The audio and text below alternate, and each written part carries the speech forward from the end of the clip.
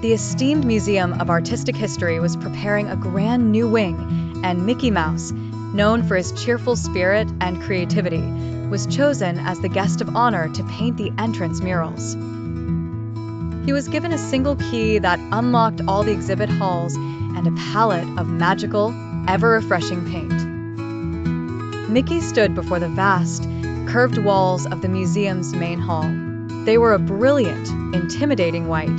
He wasn't sure where to begin. He dipped his brush in the paint, closed his eyes, and thought about what made him happiest, his friends. A splash of blue became an ocean. With joyful strokes, he painted a sailing adventure with Donald and Goofy. The paint was so magical you could almost hear the waves crashing and feel the wind. He titled it The Sea of Silly Symphonies. On the next wall, he painted a deep, enchanting forest.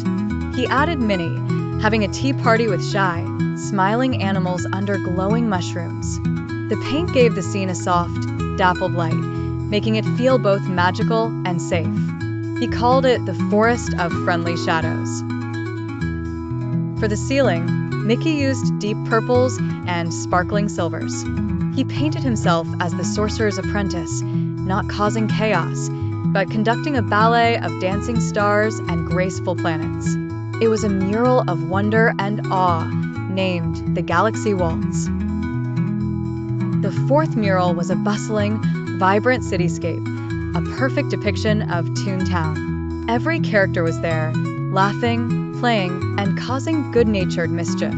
The magical paint made the sounds of laughter, and music seemed to whisper from the wall.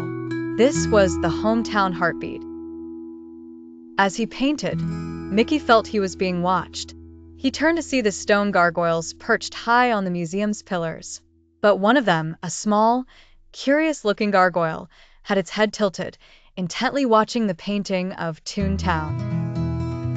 To his astonishment, the little gargoyle blinked. It was alive. It stretched its stony wings and fluttered down to Mickey's side. It didn't speak, but its eyes were full of wonder and a longing to be part of the colorful world on the walls. The gargoyle, whom Mickey named Pebbles, became his helper. It would fetch brushes too high to reach, use its stony breath to dry patches of paint, and point with its claw at spots that needed a little more color. With the main murals complete, Pebbles tugged at Mickey's overalls and led him to a small, forgotten door behind a velvet rope. It led to a narrow, circular hallway that no one had visited in years. This hall was different. The walls weren't white. They were a faded gray. Mickey understood. This was a hall for memories, for the stories that were sweet but also a little sad. He dipped his brush in a softer, gentler color. Here, he painted quieter scenes.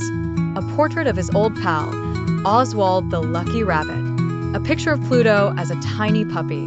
A landscape of a barnyard from long ago. The paint here didn't shimmer. It glowed with a warm, nostalgic light.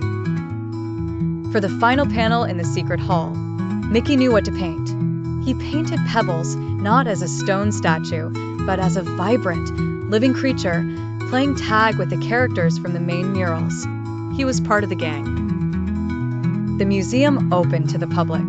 Guests gasped at the vibrant, lifelike main murals. They laughed. They pointed. They felt the joy radiating from the walls. The main hall was a celebration of everything Mickey loved. A little girl, curious and quiet, found the hidden hall. She walked through the Hall of Memories, her footsteps silent on the old carpet. She didn't laugh loudly, but she smiled a knowing, gentle smile, understanding the beauty of quieter stories.